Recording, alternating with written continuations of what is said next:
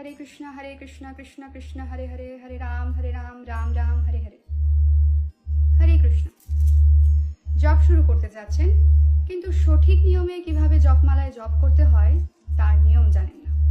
চলুন তাহলে আজকে এই ভিডিওতে সঠিক নিয়মে কিভাবে জপমালায় জপ করতে হয় তা জানি, এবং এমন কিছু ভুল যা করলে আপনার জপের সমস্ত ফল নষ্ট হতে পারে। তো প্রথমেই আপনাদের এরকম একটা জপমালা নিতে হবে, যেখানে 108টি গুটি থাকবে।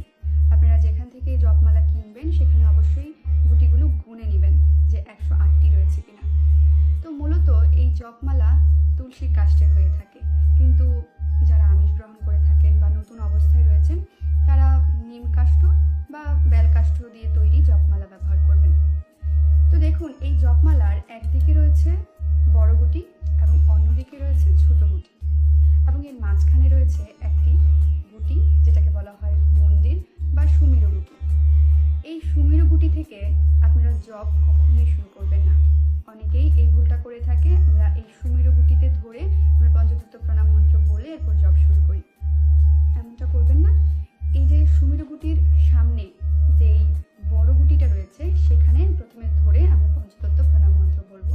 তো ধরার নিয়মটি আমি দেখাচ্ছি।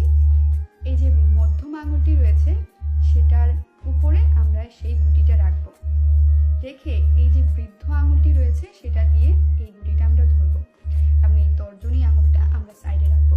এই তর্জনী আঙুল কখনোই আমরা জপের সময় ব্যবহার করব না। আমরা অনেক সময় কাউকে ধমকানোর জন্য, কাউকে শাসন করার জন্য এই আঙুলটি ব্যবহার করে থাকি, তাই জপের সময় এই আঙুলটি ব্যবহার না করার নির্দেশ দেওয়া হয়েছে। তো দেখুন, প্রথমে এখানে ধরে এই প্রথম বড় গুটিটাতে ধরে আমরা পঞ্চতত্ত্ব প্রণাম মন্ত্র বলবো। জয় শ্রীকৃষ্ণ চৈতন্য প্রভু নিত্যানন্দ শ্রী অদ্বৈত গদাধর শ্রীবাসাদি গৌর ভক্তবৃন্দ। এই পঞ্চতত্ত্ব প্রণাম মন্ত্রের মাধ্যমে আমরা পঞ্চতত্ত্ব ভগবানের দৃষ্টি আকর্ষণ করি, যাতে করে আমাদের জপের সময় যে সকল ভুল বা ত্রুটি হয়ে থাকে সেই অপরাধগুলো যেন তারা ক্ষমা করে। এরপর এখানে প্রণাম মন্ত্র বলে আমরা এখান থেকেই হরে কৃষ্ণ মহামন্ত্র শুরু করব। হরে কৃষ্ণ কৃষ্ণ কৃষ্ণ হরে হরে, হরে রাম রাম রাম হরে হরে বলে এই গুটিটা টেনে দ্বিতীয় গুটিতে যাব। সেইমভাবে আবার এই গুটিতেও আমরা হরে কৃষ্ণ মহামন্ত্র উচ্চারণ করে সম্পূর্ণটা উচ্চারণ করার পর 3 নম্বর গুটিতে যাব। এভাবে 1 2 3 4 5 6 করতে করতে এসে